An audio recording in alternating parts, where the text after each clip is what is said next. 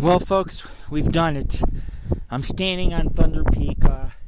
Tammy had to stay behind, past these volcanic rocks in this area where there's no wind. But surprisingly, I mean, I want you to look at this 360 degrees. This is where the Pacific crest and the Sierras meets, is right in this area. So you have many prominent peaks, and right over, if you look, you see the ski lift, and you just have Kirkwood Canyon, and all this was formed by volcanoes. There's a lot of sharp volcanic rock, a lot of wildflowers. You have some small lake here. Earlier we were able to, on the other side of this mountain, to view Caples Lake and some other lake. And of course that's Silver Lake right there with the island. I got a bunch of little islands you can swim to, but it is really amazing. And I don't want to go too far. Like I said, I'm at the summit. Actually, if you go right there, that's the full summit, and that's maybe 100 feet away. But I rather be right here because I'm able to get better video and pictures. And this is a cliff. If you slid, you'd go straight down and it would be death. But you can see a big open meadow, and I bet you there's Bigfoot tracks down there. Because that's kind of, you're not going to find Bigfoot up in here because there's a lot of hikers.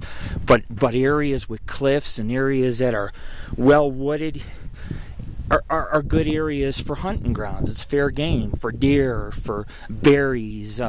It's very soft as water flows through down here in the meadow, and that's where you're going to get some big footprints. You're not going to get big footprints on this rocky trail.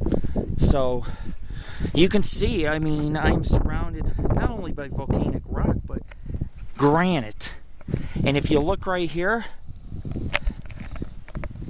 you see that summit that's right here? Right over that summit is Shaler Lakes, which we did last week ago. And if you go to the summit, which is right straight ahead, and you look down, it's like a 1,000-foot cliff. And I'm not going to get too close to it. I'm just proud that I'm standing right here at this. Really, this is the summit. This whole rocky area, 360 degrees. Anyways, check us out. www.paranormalghostsociety.org. We're more than just a paranormal group. We're an adventure group. We do urban exploration. We do a lot of survival and outdoor trips and extreme things. And sometimes we find things that are strange, and other times we don't. That's just the way it goes, and shows like Finding Bigfoot, every time they take a trip and get dropped off in the woods, they always hear a scream and find prints and this and that, and I don't believe it. Cryptozoologists don't get paid to do this.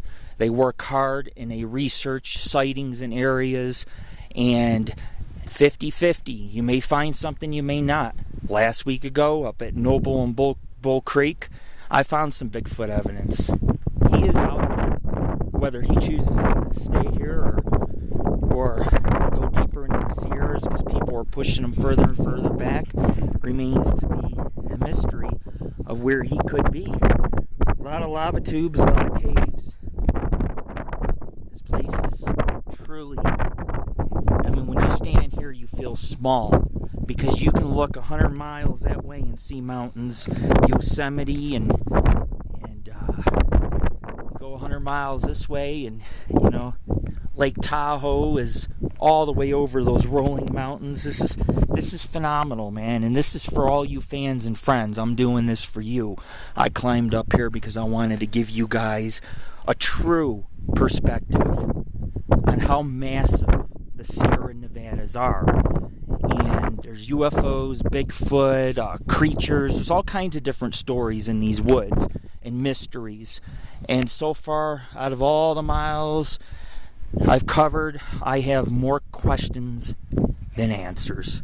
This is Lord Rick. Check us out, www.paranormalghostsociety.org.